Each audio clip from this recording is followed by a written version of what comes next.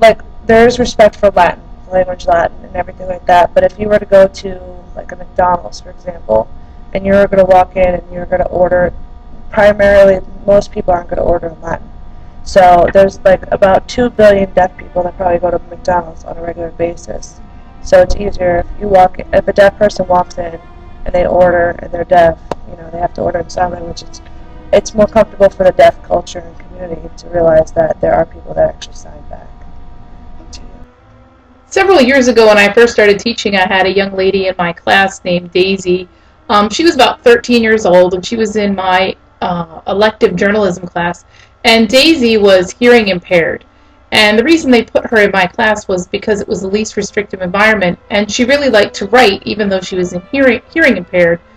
Daisy could hear somewhat, but she had a hearing aid in her ear, and one of the ways she was able to hear what was going on in the classroom was to lip read when I spoke. And so one of the accommodations I had to make for her was to make sure that I stood in front of her or within her visual range so that she could lip read. I couldn't stand behind her or off to the side of her.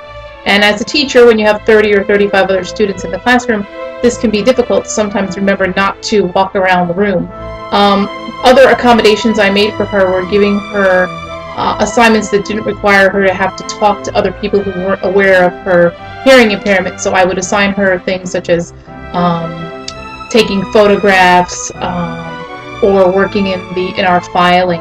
And she was able to succeed in the class, and in fact even receive very decent grades. I think A's and B's. Even with when I worked for a year at the Florida School for the Deaf and the Blind, one of the things I was surprised about is that hearing impaired students can participate in sports just as hearing people can do. And one of the ways that they changed football around, for an example, was every time a new play was about to start, they would bang a drum so that the hearing impaired students could feel the vibration and they would know when to start playing again. Another example was with the dance team. They would play the music very, very loud and turn up the bass, but then they would also have a hearing teacher standing in front of them counting out like 1, 2, 3, 4, 5, 6, 7, 8, so they could keep up the beat. And it was actually quite amazing what they were able to do, even though they couldn't hear the way that we do. He couldn't hear.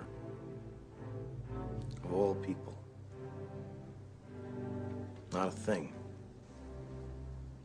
And because Beethoven couldn't hear, the thought of him conducting, or let alone composing, was pathetic to most people. And so to answer them, he composed and conducted the Seventh Symphony. Just try to imagine Beethoven standing on that podium, holding his baton, his hands waving gracefully through the air, and the orchestra in his mind is playing perfectly. And the orchestra in front of him trying desperately just to keep up.